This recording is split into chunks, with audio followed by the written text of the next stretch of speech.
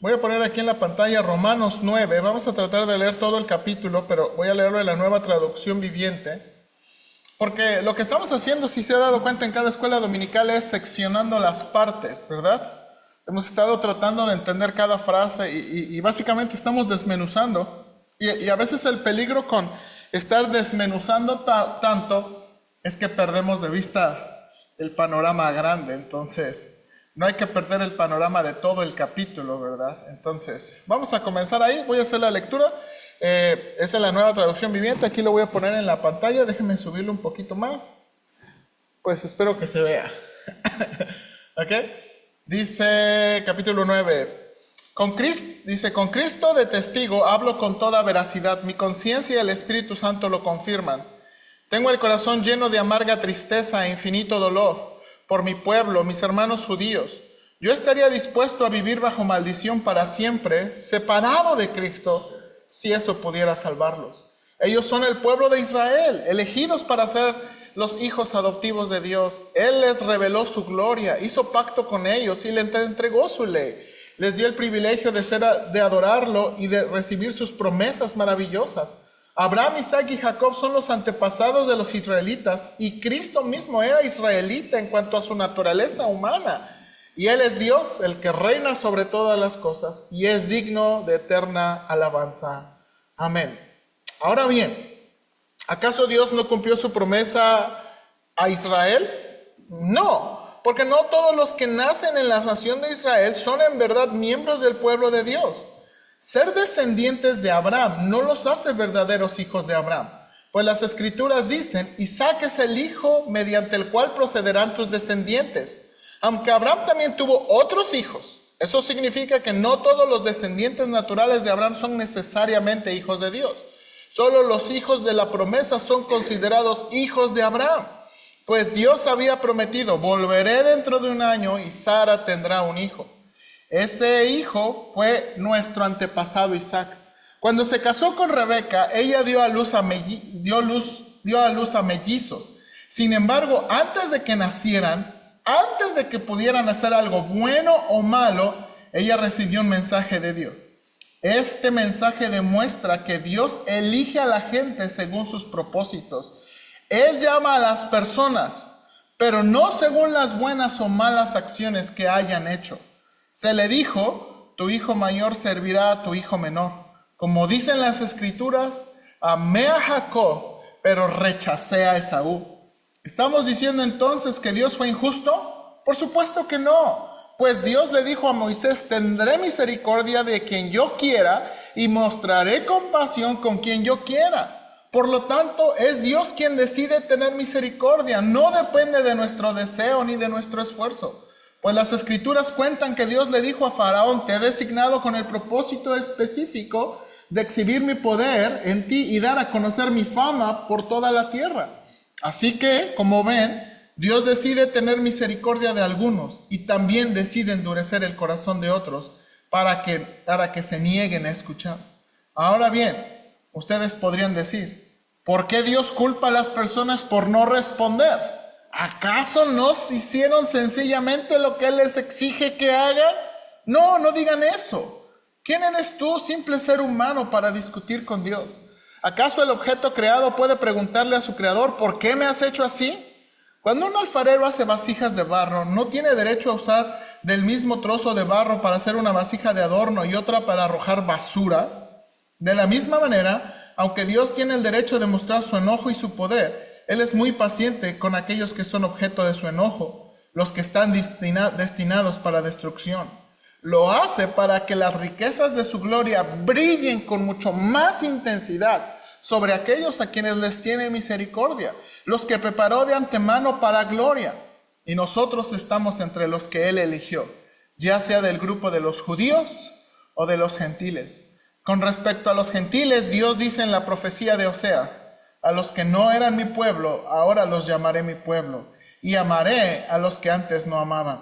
Y también dice, en el lugar donde se les dijo, ustedes no son mi pueblo, allí serán llamados hijos del Dios viviente. Con respecto a Israel, el profeta Isaías clamó, aunque los hijos de Israel son tan numerosos como la arena de la playa, solo un remanente se salvará.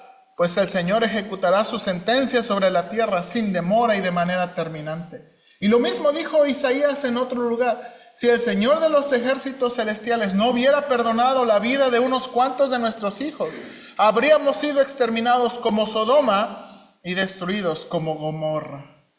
¿Qué significa esto? Y bueno, continúa el siguiente párrafo, ¿ok? Y vamos a quedarnos ahí, ¿ok? Entonces, como ve, esto es lo que hemos estado leyendo.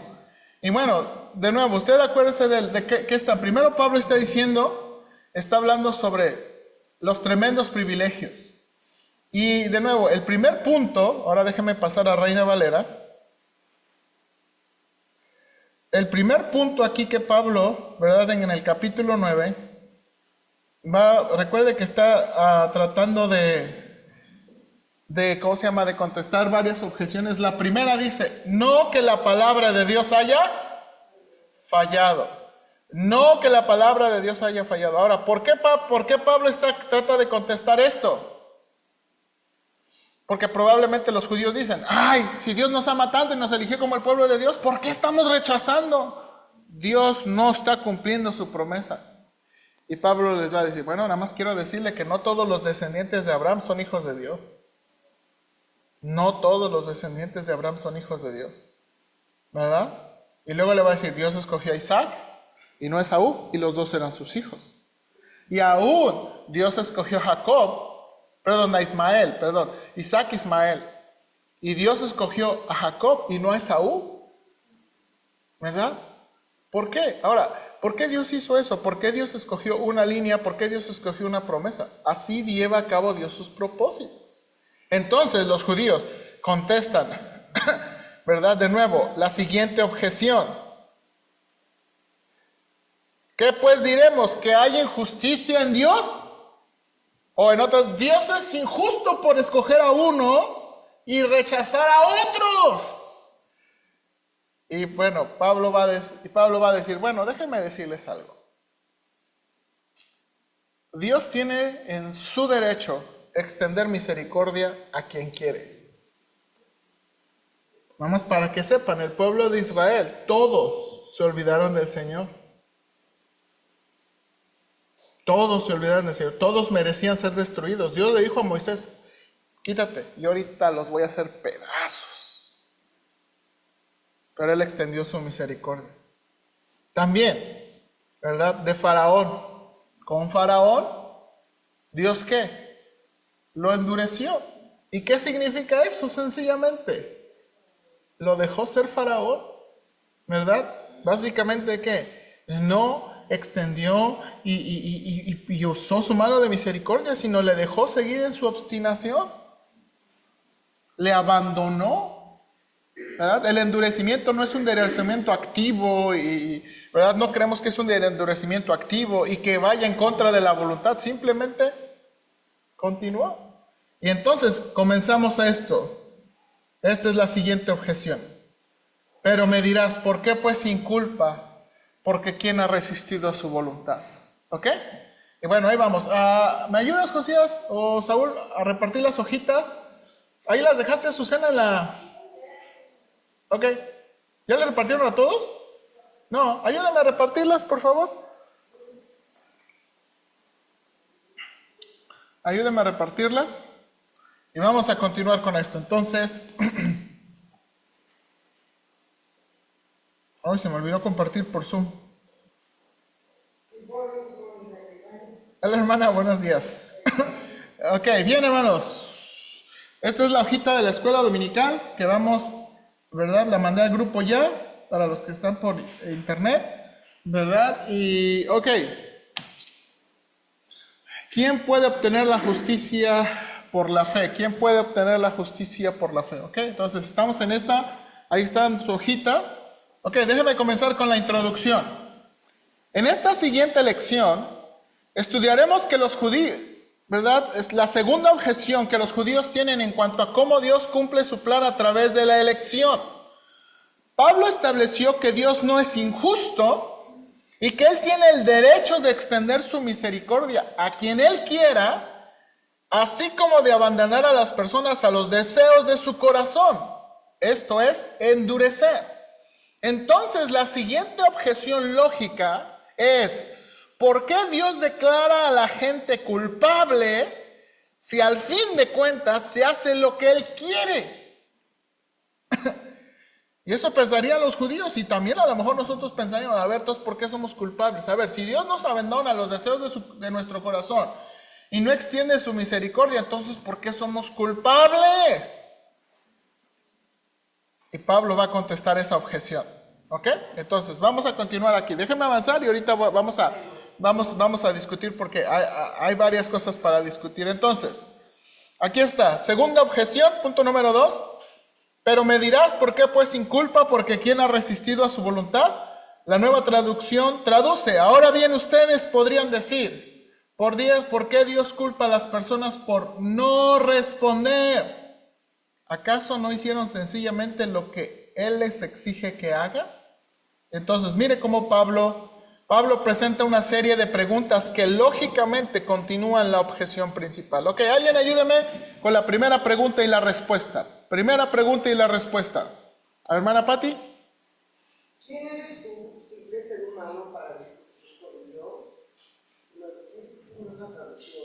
Sí, Nueva Traducción Viviente. La respuesta, no somos nadie. ¿Quién para discutir o altercar con Dios? Ok, no somos nadie. ¿Quién para discutir? Sí, creo que ahí me equivoqué, no sé por qué puse quién. Lo que quería decir, no somos nadie para discutir o altercar con Dios. O quiso poner no somos quién. ¿Verdad? Ajá. En vez de nadie. Sí. Hermanos, este es mi problema, quiero decir algo, este es mi problema con los hermanos arminianos que ponen, hermanos, mire, los reformados levantan la soberanía de Dios hasta acá. Los arminianos levantan el libre albedrío o la libre decisión hasta acá. Y a veces los dos son muy extremistas, ¿verdad? Por ejemplo, los reformados, muchos reformados creen que Dios en verdad escogió a algunos para condenación. Ellos le llaman la reprobación, en verdad que Dios escogió a algunos para perdición. Ahora, la Biblia no dice eso, ni lo dice en esos términos, ¿sí o no? O sea, vimos, Dios no, ¿ok? Pero el problema con los arminianos, y el problema es que, hermanos, a veces ponen la voluntad de Dios a la misma par de la voluntad humana. Y eso es peligroso. Porque estamos hablando del Dios creador de los cielos y de la tierra, de quien depende todas las cosas. Y estamos hablando de gusanos. Está mal poner la voluntad de Dios a la misma par de la voluntad humana. No podemos poner la voluntad humana a la misma par que la voluntad de Dios, como tratando de buscar un equilibrio. Hermanos, ¿por qué no somos igual que Dios? En ninguna manera. Ahora, la Biblia sí dice, somos agentes libres. Tenemos que, no somos robots, ¿verdad? Decidimos. Pero eso no significa que nuestro libre albedrío está a la misma par que el libre albedrío de Dios. Sí, la free will. Entonces, hay que tener cuidado con eso. Esa es mi objeción con los arminianos. ¿Ok? Hermana Patti. Hermano, por ejemplo, en discusiones hemos sacado el tema de que, por ejemplo, él sabía que íbamos a caer, sabía que íbamos a caer, todos lo sabían, porque estaba en su plan, ya hasta creo que tenía todo listo para después. Si le dieran que se hagan esas, no sabían. Y entonces, dicen, ¿por qué se sabía? No. Y que íbamos a estar en esa condición, nos deja y ahora estamos en que unos, sí, nos dio libre albedrío y unos se salvan y otros no, dicen, pero, o sea, si él ya sabía que no iba a ser fácil. Sí, y esas son las preguntas difíciles. Ahora, el problema a veces de querer contestar eso es que nos metemos en problema. Porque es querer explicar la mente de Dios, hermanos. Y eso es lo que han hecho los reformados. Y los reformados han hecho todo un sistema, hermanos, para tratar de explicar las decisiones de Dios. Y no quiero meterme en esas cosas porque son hasta pesadas y difíciles. Sí, hermano Oscar. Bueno, yo quiero enfatizar en este aspecto, ¿no? Cuando Dios hizo al hombre, ya había hecho una creación anterior, que fue la creación angelical. Ajá. La creación angelical no tiene lo que tenemos humanos. O sea que como Dios dijo, bueno, aquí no hay problema porque yo los hice perfectos. Bueno, ya vemos que pasó un problema, pero sabemos que los ángeles no se oponen a Dios, no tienen libre albedrío.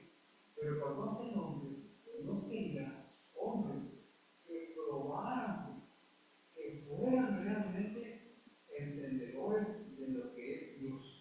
Sí. Eso es para mí la... Sí, ahora yo creo, permítame tantito, y voy a cerrar aquí para continuar porque quiero llegar a algo más.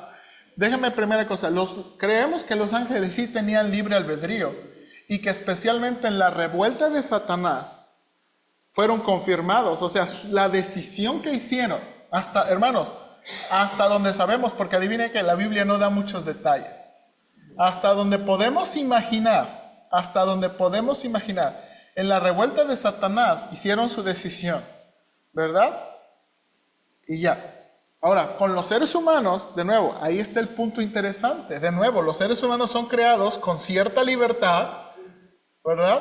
Con cierta libertad, ¿verdad? Y deciden, ¿verdad? De nuevo. Ahora, note aquí, deciden pecar. Ahora, recuerde que a quien se le atribuyó la caída del hombre no fue a Eva,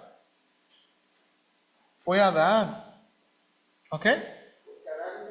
Ahora, la Biblia dice, hasta donde la Biblia dice que Eva fue engañada. Pero no se dice que Adán, ¿qué? Fue engañado. Él, con su libre decisión, tomó su decisión. ¿Ok? Ahora, entonces, déjame... Bueno, ahí voy. Ahora, vamos a mantenernos aquí y no salirnos de Romanos. Ok, creo que hay un lugar legítimo para interactuar con otras porciones de la Biblia, pero primero vamos a comenzar aquí. Ok, entonces la primera pregunta, ¿quién eres tú, simple ser humano, para discutir con Dios? No somos nadie. No somos quién para discutir con Dios, hermanos. Entonces, hermanos, hay que tener mucho cuidado de pensar que nuestro libre albedrío se pone a la misma par que el libre albedrío de Dios. No, hermanos, no funciona así. Hermano. Sí, es el diablo que está contra Dios. Sí. Todo lo que ha pasado en el mar, sí. Básicamente. Sí, y eso recuérdese, desde Génesis 3:15, la descendencia de la mujer iba a estar peleando con la descendencia de Satanás.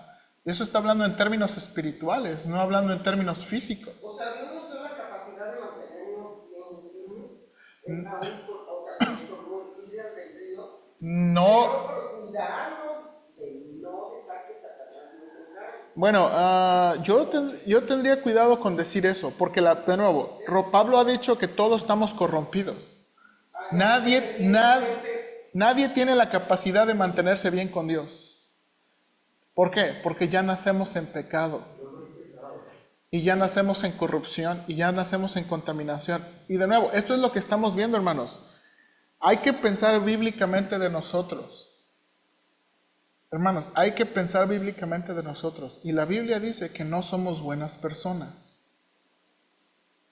¿Ok? No. Sí. Ahora, pero manténganse aquí en Romanos. Ok, segunda pregunta retórica. Alguien, ayúdeme. Segunda pregunta retórica.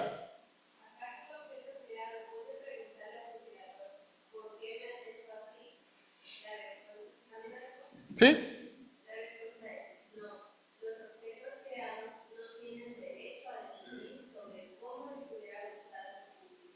Hermanos, los objetos creados no tienen derecho. No tienen derecho. Siguiente pregunta retórica, siguiente pregunta retórica.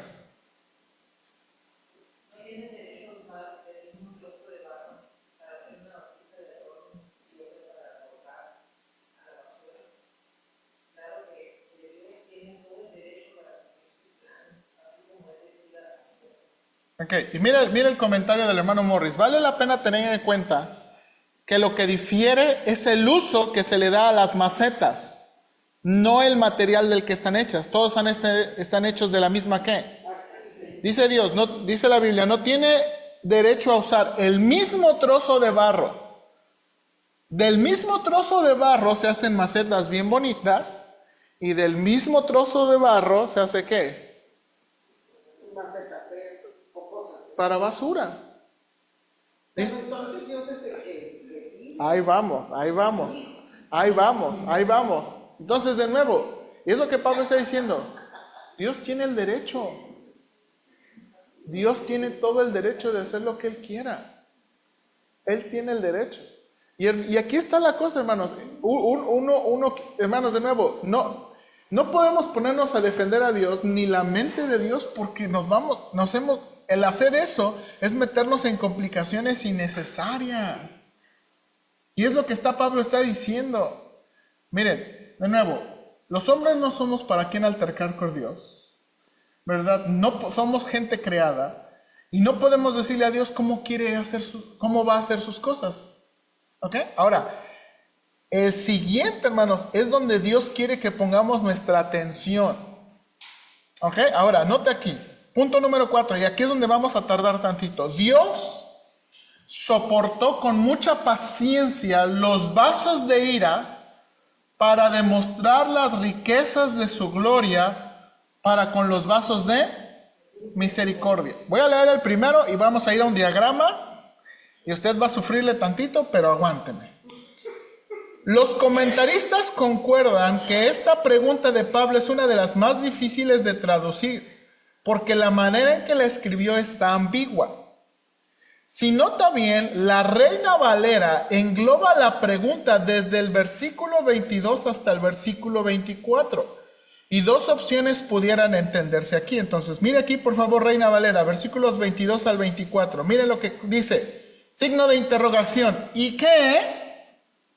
Si Dios, queriendo mostrar su ira y hacer notorio su poder, soportó con mucha paciencia los vasos de ira preparados para destrucción, y para hacer notorias las riquezas de su gloria, las mostró para con los vasos de misericordia que Él preparó de antemano para gloria, a los cuales también ha llamado, esto es a nosotros, no solo de los judíos, sino también de los gentiles. Se cierra signo de interrogación. La pregunta va desde el 22 al 24. Es una pregunta ¿qué? Larga. Ok, ahora, bien, hermanos. Entonces, ay, me equivoqué. Puse Romanos 3 y quería Romanos 9. Ok, ahí vamos. Este es el diagrama de toda la pregunta. ¿Ok? Este es el diagrama de toda la pregunta. Entonces, nada más téngame paciencia, ¿ok? ¿Para qué? Ay, no están viendo los hermanos de Zoom. ¿Para qué hacer estas cosas? Hermanos, este tipo de diagramas se le llama diagramas gramaticales y sintácticos para tratar de encontrar la idea principal. La idea principal es esta. Dios soportó con mucha paciencia los vasos de ira preparados para destrucción. Esta es la oración principal. ¿Ok? De toda esa pregunta, esta es la oración principal. Dios soportó con mucha paciencia los vasos de ira preparados para destrucción. Y comienza con una pregunta condición. ¿Y qué si? Aquí está la condición. Si Dios, primero, queriendo mostrar su ira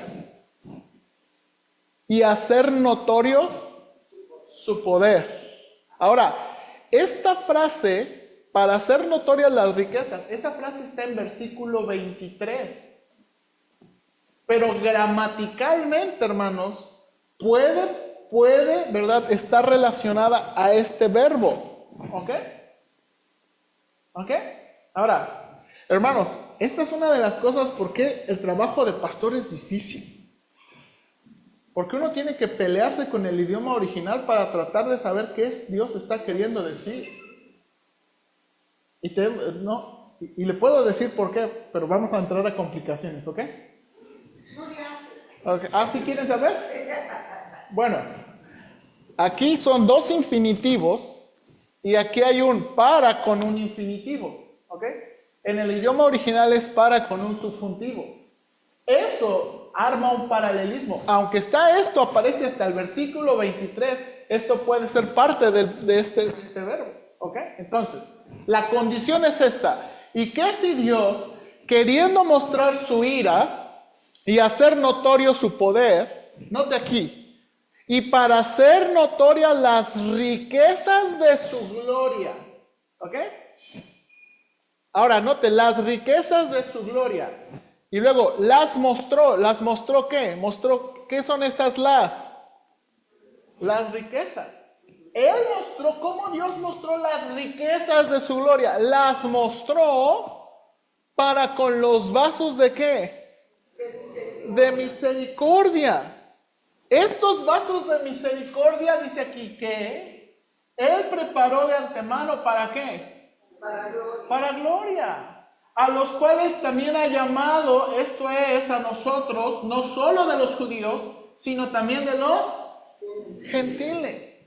En otras palabras está diciendo, hermanos, Dios quiso mostrar su ira, su poder, pero también está ¿qué? Él quiso mostrar cuán rico es, cuán bueno es para con los vasos de misericordia. Dios quiso mostrar en verdad cuán bueno es. ¿Y cómo lo hizo? Soportó con mucha paciencia los vasos de ira preparados para destrucción. ¿Y eso éramos nosotros? Aquí viene. ¿De quién está hablando los vasos de ira?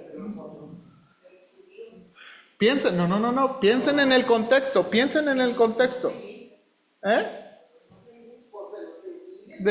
No. Piensen. Acuérdense, empieza diciendo, miren cómo viene el párrafo. Miren cómo viene el párrafo. ¿Quiénes son esos vasos de ira? Son los que rechazan. Son los que rechazan. O de los gentiles. Ahora, nota aquí. Este mismo diagrama se puede entender de otra forma. Noten, aquí está la otra forma. ¿Ok? La oración principal se pone al principio con la primera condición. ¿Y qué? Si Dios, queriendo mostrar su ira y hacer notorio su poder, o sea, Dios quería en verdad mostrar su enojo contra el pecado, su desprecio, ¿verdad? Su cólera contra el pecado. Y uno pensaría, les pegó duro, ¿no? Soportó con mucha paciencia los vasos de ira preparados ¿para qué? Para destrucción. Ahora, noten aquí, la frase aquí puede estar ligada a soportó. ¿Y soportó para qué? Para hacer notorias las riquezas de su gloria. Las mostró para con los vasos de misericordia que Él preparó de antemano para gloria, a los cuales también llamado, eso es a nosotros, no solo de los judíos, sino también de los ¿qué? Entonces, esta es otra forma de entenderlo, que Dios soportó todo esto, ¿para qué? Para que los que somos salvos veamos cuán bueno ha sido Él con nosotros. Ahí vamos, ya eso, hermana, eso. Y esta es la cosa, Pablo, ¿verdad? Ya nos dio la ilustración de Faraón, ¿sí o no? Ahora, note aquí, miren la hojita. Miren en la hojita.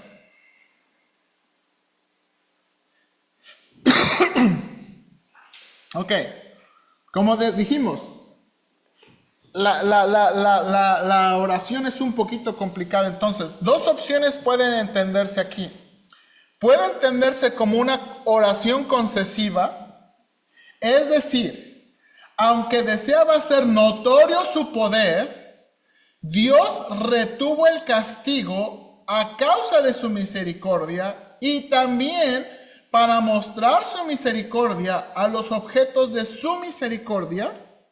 O otras palabras, Dios es paciente porque le estaba dando a la gente oportunidad de arrepentirse. Eso es una forma. Y eso es como lo traduce. Miren, por favor, voy a ir aquí. Y eso es como lo traduce la Biblia de las Américas. La Biblia de las Américas lo traduce de esta manera. Noten aquí. ¿Y qué si Dios, aunque dispuesto a demostrar su ira y a hacer notorio su Poder. O sea, Dios quería aniquilarlos. Pero en lugar de eso, ¿qué? Soportó con mucha paciencia. Hizo plan B. ¿Ok? Hubiera quedado sin Ahora, no está diciendo que hizo plan B, sino simplemente una concesión. Dios quería, ¿pero qué? Entonces, esa es una manera, ¿no? De entenderlo, ¿no? Concesivo. Ahora, noten, otra manera de entenderlo es causal. Noten aquí, es decir, debido a que deseaba dar a conocer su poder, Dios retuvo el castigo para darle más oportunidad de mostrar su poder en el juicio. Y aquí viene la corrección.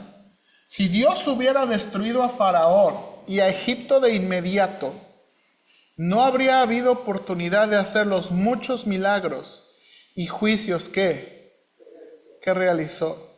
A ver, hermana Margarita y luego hermana Pati. Y yo creo que si hubiera pasado eso, hubiera dicho que malo Dios, de alguna manera queda asentado que Dios tuvo paciencia y que es uno el que... Ahora, y ese es el punto de Pablo. Ahora, noten aquí. Entonces, miren la conexión que está haciendo. Por eso Pablo, y déjenme de nuevo, ¿por qué cree que Pablo dijo, cuando pone a Faraón, dice, para esto mismo te he levantado, para mostrar en ti, y miren la frase, la misma frase que se utiliza, para mostrar en ti ¿qué? Mi poder y para que mi nombre sea ¿qué? Ahora, ¿en qué manera? Faraón actuó en endurecimiento, pero en la historia se dice que Dios le dio oportunidades. Ahora, aquí es donde nuestra mente humana choca porque, si Dios ya lo iba a endurecer, o en otras palabras, Dios lo iba a abandonar con que le hubiera dado 100 chances, no se hubiera arrepentido. Ahora, ¿pero el problema estaba en Dios o el problema está en la naturaleza humana? Hermanos, y eso es lo que quiere Pablo que veamos. Porque de nuevo, le queremos echar la culpa a Dios de las decisiones humanas, cuando Dios quiere que veamos qué tan tóxico es el corazón. Hermana. Es que, hermano, fíjate, desde un principio hubiera dicho, no me estoy viendo por la cosa, esta que ahí ya no mucho. Bueno, ya nos dejó. A fin de cuentas, el niño terminó destruyendo. Y nos dejó. Ahora, ¿pero cuánto tardó? Creemos. Sí, pero nos destruyó. Entonces ya nomás quedaron 8. de Noé. Y a fin de cuentas le salió uno. Ahora, y aquí, le salió echado a perder. bien, hermana, bien, hermana. Como que dijo Dios, bueno. Ahora, ¿y qué está demostrando Dios en eso? Está demostrando que el juicio no puede cambiar el corazón. Dios mandó un diluvio para destruir a toda la gente. Los hijos de Noé vieron eso. Y eso no fue suficiente para cambiar su corazón. Porque el juicio no cambia el corazón. Eso es lo que pasó con Faraón. Cada juicio lo hacía más ¿qué? Obstinado. Y de nuevo, Dios no lo tenía, hermanos, de nuevo, por favor, creo de todo corazón. No es que Dios le estaba, sí, no, simplemente Dios lo abandonó. Y eso es lo que Pablo quiere, exactamente, eso es lo que Pablo quiere poner. Por favor, no traten de echarle la culpa a Dios y traten de entender lo horrible del corazón humano. Hermana. Dice que uno se enviaba, o sea, que parece que no, pero trae por ahí como que se le mete coraje. Exactamente. Ya que fue lo que nos salvó a nosotros. Y entonces, eso es lo que estamos diciendo entonces aquí. Entonces, de nuevo, dos formas de entenderlo. Una es dándole chance, o la otra aquí. Ay, permítame tantito. Porque si ya había descrito la humanidad de todos modos, pues, nos está demostrando. No sé si los hermanos de Zoom ven mi hoja, pero... Bueno, como que se atoró. Ok. Entonces, noten aquí. Entonces, puede ser una oración concesiva o una ¿qué? Oración causal. Con la oración causal, entonces esperemos que si Dios, porque quería demostrar su poder y su ira y las riquezas de su gloria, soportó con mucha paciencia. ¿Ok? Entonces, cualquiera de las dos es bíblica, es legítima y no se rompe el punto. ¿Ok? Pero de nuevo, hermanos, quiero decirle, está difícil. ¿Ok? ¿Sí o no? Sí. Ahora, hermanos, este es el propósito del estudio bíblico, entender. ¿Por qué de nuevo? Si no entendemos las palabras de Dios y la manera en que Dios nos dio sus palabras, adivine qué vamos a acabar haciendo.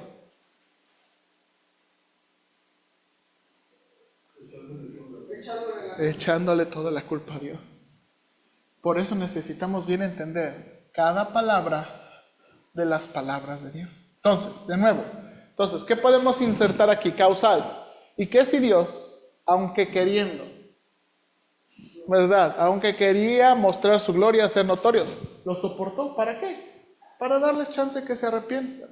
O otra manera, ¿y qué si Dios, porque quería mostrar su ira y quería mostrar su poder y quería mostrar las riquezas de qué? Para con los vasos de misericordia los aguantó? Entonces, ¿sí nota cómo está Pablo dirigiendo el pensamiento? O sea, en lugar de seguir y a ver, entonces, ¿por qué nos echas la culpa? Tú tienes la culpa, se hace lo que tú quieres y que no sé qué. Pablo dice, no somos quien altercar, los objetos creados, el barro no le dice, lo que tienen que pensar es esto. Dios aguantó mucho. Si no está la respuesta. Dios aguantó mucho. Ahora, hermanos, inmediatamente que hace eso Pablo, va a dos citas del Antiguo Testamento. Pablo presenta una base textual en el Antiguo Testamento en que Dios ha extendido su misericordia a los gentiles y a los judíos. ¿Ok? Hermanos, lo que tenemos aquí, y mire aquí, déjenme regresar a la Biblia. Después de que Pablo dice eso y empieza a decir, dice, ¿verdad? Versículo 24, los cuales Dios también ha llamado. Ahora, hermanos, nada más también, es muy importante, esta palabra llamado es una palabra que aparece muchas veces, y esto habla de la salvación. ¿Se acuerda? En Romanos 8 comenzó a decir, a los que antes conoció también los predestinó para ser hechos, a los que predestinó, a estos también, ¿qué? Llamó. Hermanos, la palabra llamar, ¿verdad? La palabra llamar habla de la salvación, ¿ok? Varias veces y en varios contextos. Ahora, ¿sabe por qué esto es importante? Porque, de nuevo, en el ambiente religioso, mal usamos la palabra llamar para hablar de llamar al ministerio. Hermanos, y muchas veces usamos versículos de la salvación para hablar del llamamiento al ministerio, a la predicación, a la enseñanza de la palabra de Dios. Y eso no se hace. ¿Ok? ¿Ok? Entonces hay que mirar bien en el contexto aquí. Ahora, noten aquí. Voy a señalarlo. Mire, ¿cuántas veces aparece esa frase? ¿Ok? De nuevo, empezó aquí. No por el que obra, sino por el que llama. En Isaac te será llamada. ¿Ok? Y luego más abajo, a los cuales también ha llamado. Y luego versículo aquí, el 25, llamaré. Ahora, aquí está. Ahora, ¿por qué quería? Aquí Pablo, ya después de hacer esa pregunta, mire cómo dice aquí. Pablo va a basar su comentario en esto. Como también en Oseas dice. Y aquí vienen dos citas de Oseas. La primera cita es: llamaré pueblo mío al que no era mi pueblo, y a la no amada, amada. Segunda cita: y en el lugar donde se les dijo, vosotros no sois pueblo mío, allí serán llamados hijos del Dios viviente. Ok, entonces, en su hojita, hermanos, no lo puse porque si no iba a ser muy largo. ¿Qué es en el contexto del pasaje de Oseas? Ok, dos citas que se utilizan de Oseas: Oseas 2:23 y Oseas 1:10. Ahora, en ese orden, Pablo comienza primero con la cita del 2:23 y después regresa con la cita del ¿qué? Del 1:10. Hermanos, si ustedes se acuerdan, este profeta Oseas es este profeta, ¿verdad?, predicando a Israel, que Israel ha abandonado al Señor, Israel se ha olvidado de Dios, ¿verdad? Israel ha pecado. Hermanos, son muy religiosos. Muy religiosos, pero su corazón está lejos. Y entonces, en el contexto de la primera cita, llamaré pueblo al que ¿qué? Al que no era mi pueblo. Y llamaré amado al que no era ¿qué? Amado. Y acuérdense que ese es el punto. Básicamente, la vida de Oseas está ilustrando y encarnando el amor de Dios. Hermanos, la esposa de Oseas se le fue y lo engañó. Hermanos, muy probable, mire, hay muchas cosas en el libro de Oseas. Una de las cosas difíciles es, probablemente Dios le dijo a Oseas: hey, cásate con esta mujer, pero adivina que te va a engañar. O sea, muy probablemente así pasó. Hey, cásate con esta mujer, pero adivina que te va a engañar. Espérame, no. Primero, piensen en esto. Cásate con esta mujer, pero esta mujer te va a engañar. ¿Qué hubiera hecho Oseas? Pues, ¿para qué me caso? Bueno, segunda cosa, en el capítulo 1 se utiliza un artículo que pudiera decir que solamente el primer hijo es de Oseas y los siguientes dos no son de Oseas. Y después, en el capítulo 2, es cuando ¿qué? Cuando esta mujer, yéndose tras sus amantes, Oseas la tiene que recuperar y la compra al precio de un animal y la regresa a su casa. Este es el contexto de este pasaje. Exactamente, este es el contexto, esta es la ilustración, esto es lo que está. Entonces, Dios le está diciendo al pueblo de Dios, dice, yo dije que no los iba a seguir, pero ¿saben qué? Yo tengo mucha misericordia y amor para con ustedes. ¿Ok? Entonces, nota aquí, voy a leerle. Ahora vamos a ver la aplicación. La aplicación de los pasajes. Edward Glennie escribió un artículo titulado El pueblo de Dios en Romanos, y los párrafos siguientes vienen de su artículo. Primero, al citar Oseas 2:23, en Romanos 9:25, Pablo digiere de la Septuaginta en tres maneras. Primero, invirtió la línea de Oseas para enfatizar el ¿qué? Pueblo de Dios. En segundo lugar, cambió la palabra diré por la palabra llamaré. Este llamado eficaz de Dios es una idea clave en Romanos y vincula los versículos 24, 25 y 26. En tercer lugar, la cita de Pablo dice amado en lugar de tendré misericordia, puesto que el pueblo de Dios y el llamado de Dios son crucial para el énfasis de Pablo en su cita. Adaptó el texto de esta manera ¿para qué? Enfatizarlo. El verbo llamar se utiliza 5 veces en Romanos para describir el llamado de Dios a las personas a la salvación. Noten aquí. La frase pueblo de Dios o pueblo se utiliza en las citas de Oseas. Es una descripción común en el Nuevo Testamento de la comunidad de creyentes compuesta tanto por judíos como por gentiles. Indica elección, estatus de pacto, santidad y redención. La última línea de la cita de Oseas, a la que no es mi amada, la llamaré mi amada, que es la traducción del hermano Glennie, se refiere principalmente en Romanos 9:25 al amor de Dios por los gentiles, ¿qué? En Cristo, que quedó demostrada en su muerte en la cruz. la expresión suprema del amor de Cristo y la base para la seguridad eterna de la relación de uno con Él es su sangre que ratificó en el ¿qué? Nuevo pacto. Entonces, en esta primera cita, Pablo está diciendo, Dios quería mostrar las riquezas de su gloria y soportó con mucha paciencia, como dice Dios, que iba a llamar a los que no eran su pueblo.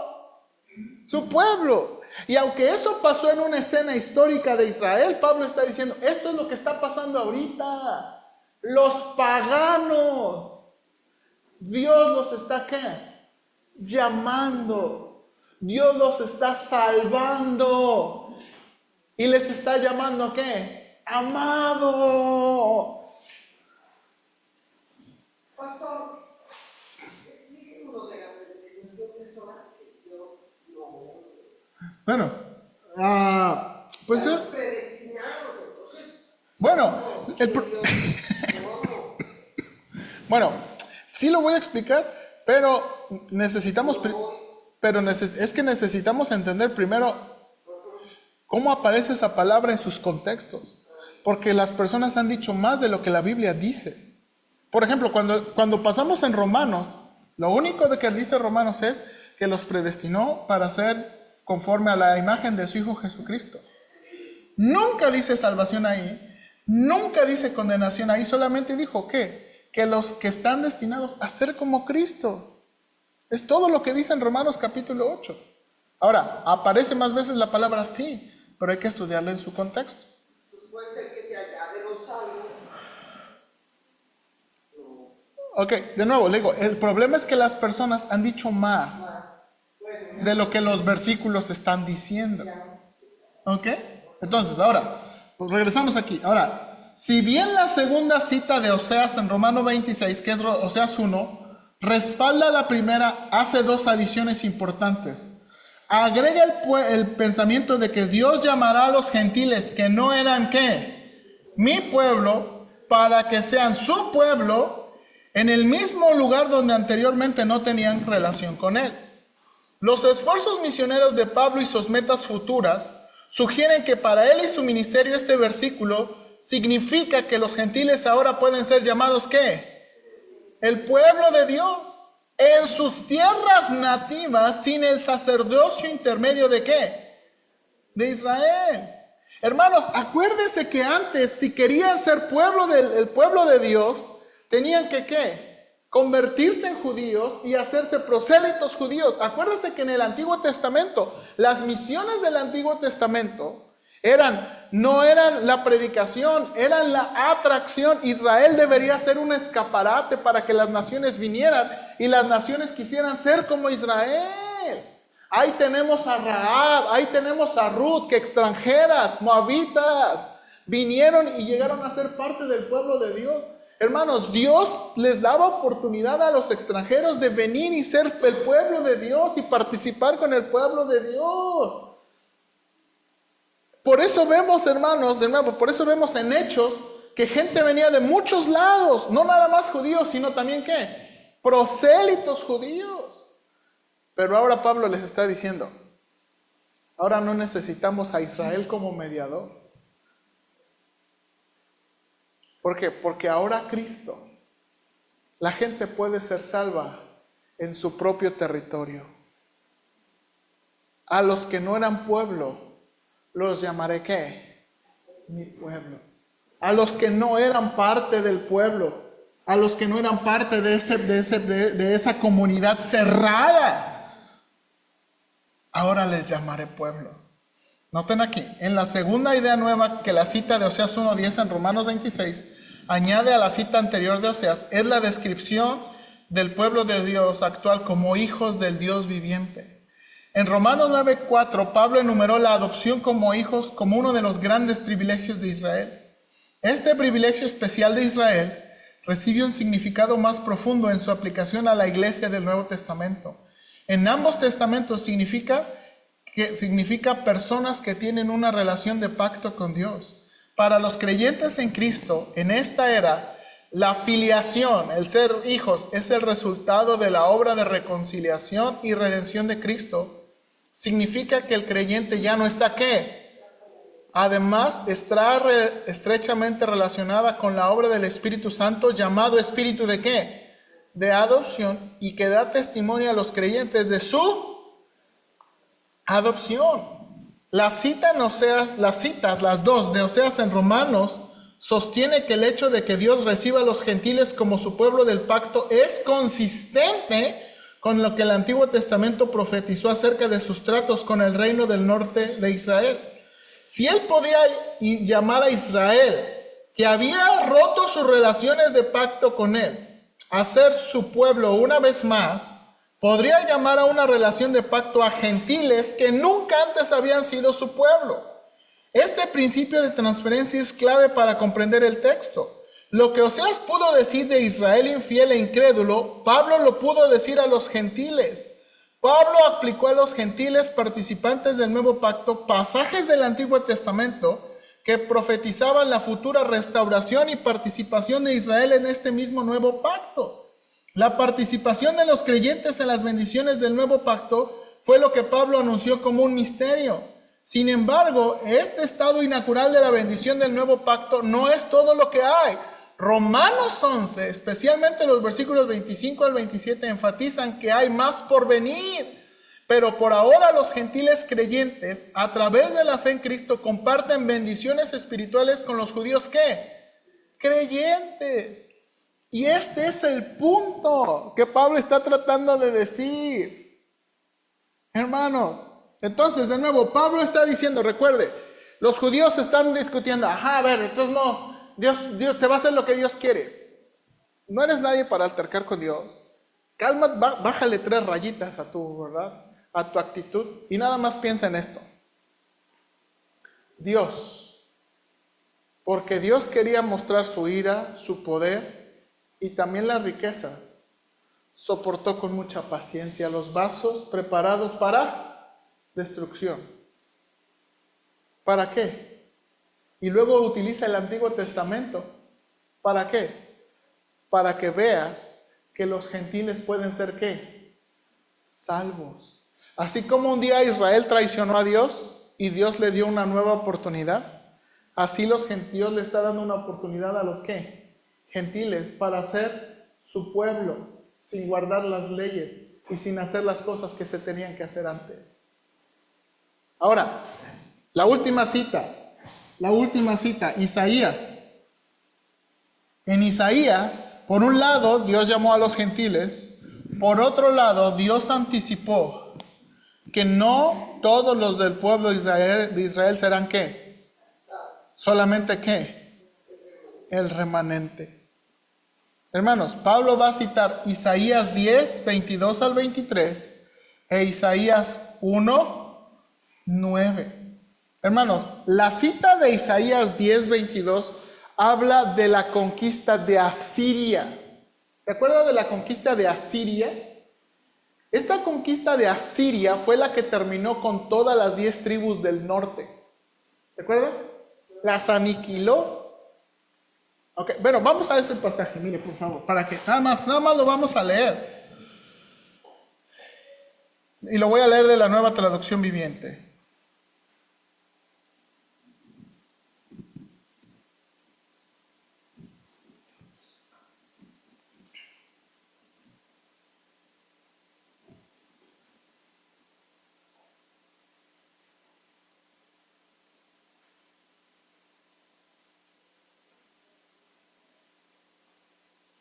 Isaías, ¿qué dices? 22. No, es 10, perdón, con razón es 10.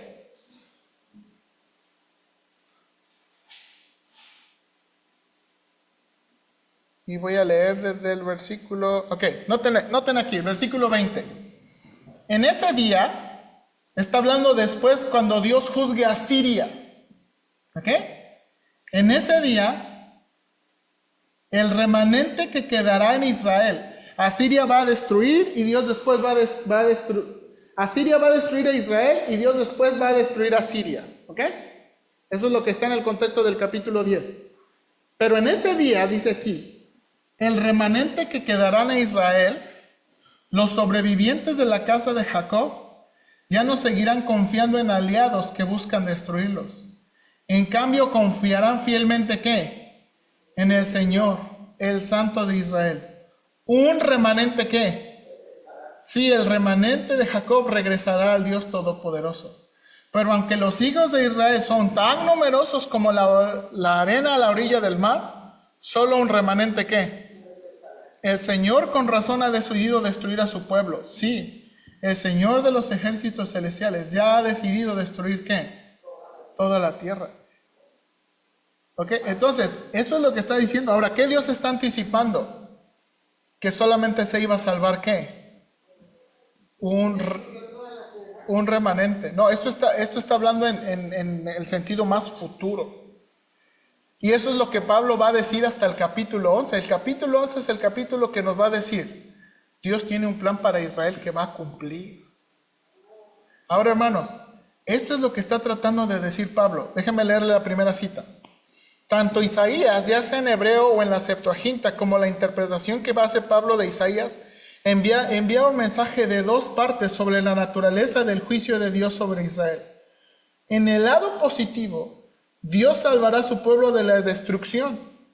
Pero en el lado negativo, ¿solo qué? Un remanente. En el contexto original, la destrucción vendría de los asirios, quienes irrumpirían en Israel desde el norte como herramienta del juicio de Dios sobre su pueblo pecador. Sin embargo, Dios dejaría un resto dentro de Israel para humillar a los asirios y para proveer el eventual cumplimiento de su promesa a Abraham de multiplicar su descendencia como la arena que está a la orilla, ¿qué? Del mar. Es lo que está tratando de decir, hermanos. Ahora, ¿por qué está diciendo esto Pablo? Pablo les está diciendo, ok, primero, así como los gentiles no eran pueblo, ¿qué? Van a ser pueblo. Y así como cuando Asiria los destruyó y se salvó un ¿qué? Remanente. Así está pasando hoy. Dios no se ha olvidado de los judíos. Dios no ha rechazado completamente a los judíos. Pero solamente ¿qué? Un poquito están siendo salvos. ¿Les está pasando qué? Lo mismo. Pablo está diciendo, esto ya había pasado. Esto ya habíamos tenido esto. Hermana. Pastor, aquí dice, pero nunca más se apoyarán en los que los siguió, en el que los siguió, o sea, en Asiria. Pero en ese tiempo de nosotros ahora, cuando eso pase, ahora, nunca más se van a apoyar en... Ahora, aquí viene. Todos esos pasajes están mostrando eventos pasados, pero también están viendo perspectiva futura.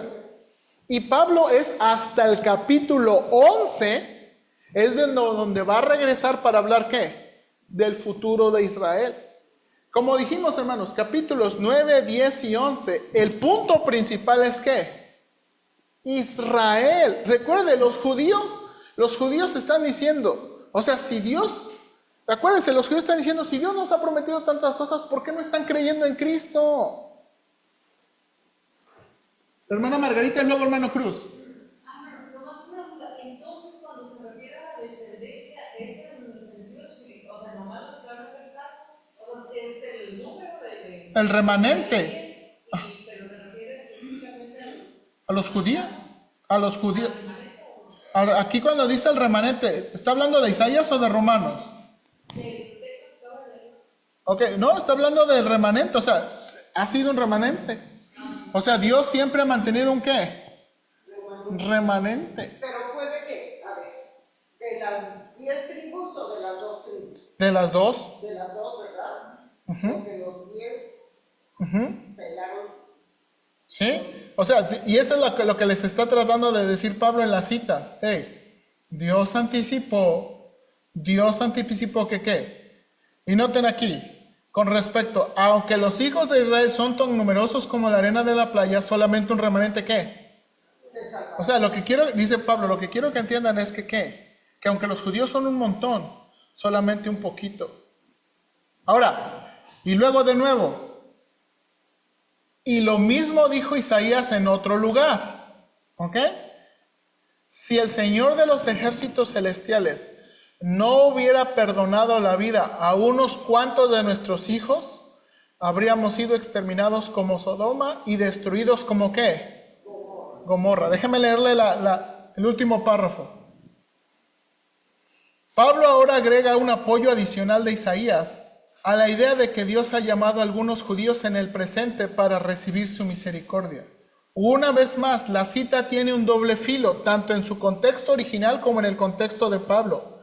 La cita de Pablo reproduce exactamente Isaías 1:9 de la Septuaginta, un pasaje cuyo contexto más amplio, del 2 al 20, advierte a Judá que su confianza en su alianza política con los poderosos y agresivos asirios y su falta de atención a las necesidades de los oprimidos, los huérfanos y las viudas habían producido la desolación que todos podían ver a su alrededor.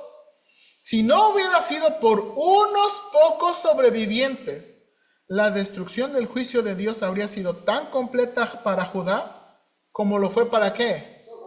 Para Sodoma y Gomorra. La Septuaginta traduce unos pocos supervivientes por descendencia.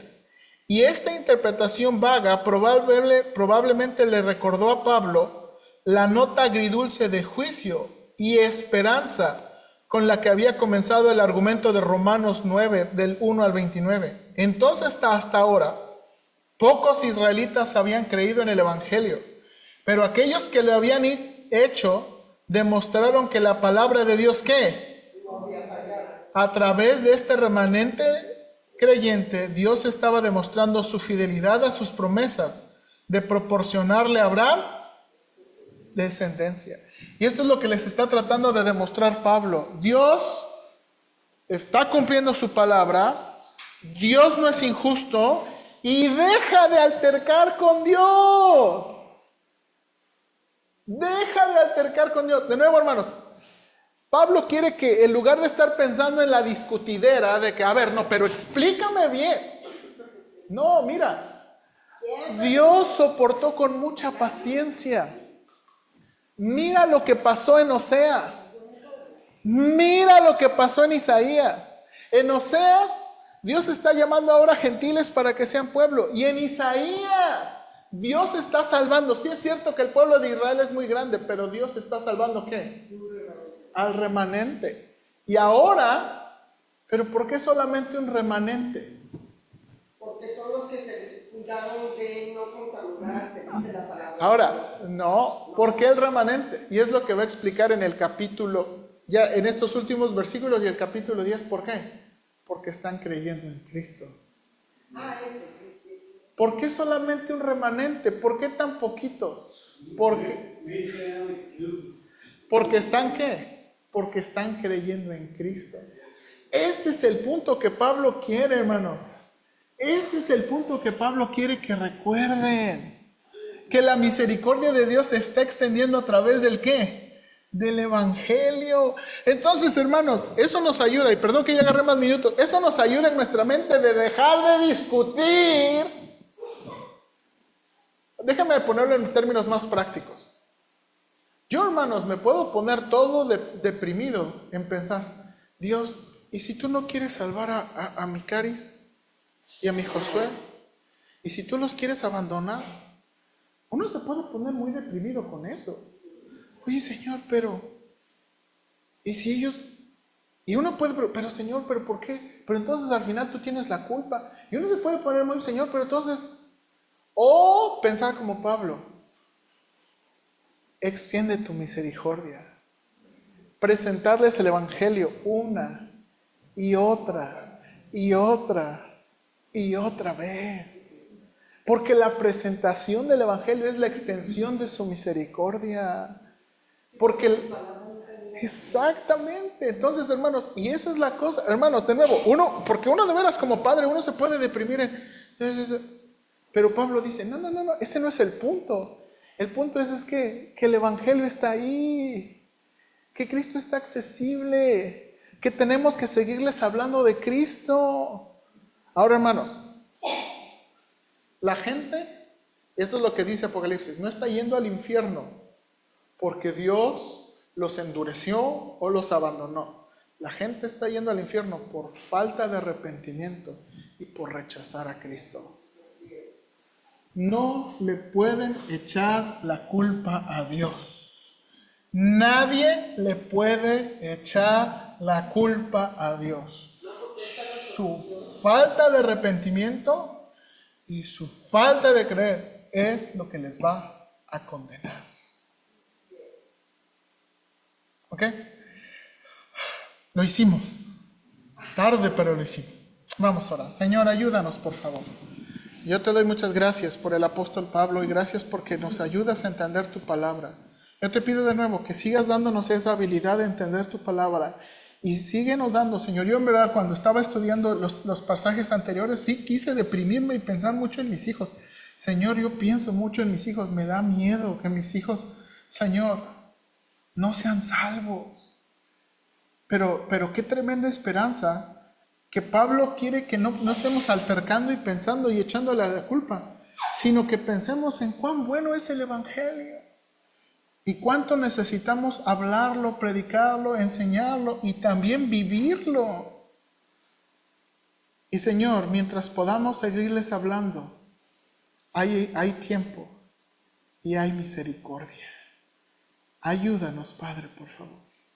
Ayúdanos. Y de nuevo, Señor, ayúdanos. Extiende tu misericordia a nuestras familias, nuestros hijos, nuestros hermanos, nuestros padres, los esposos, esposas que no son creyentes, nuestros vecinos, nuestros amigos. Extiende tu misericordia, Padre, para que sean salvos, Padre, por favor. Ayúdanos en Cristo Jesús. Amén. Bien, hermanos, regresamos ahí por la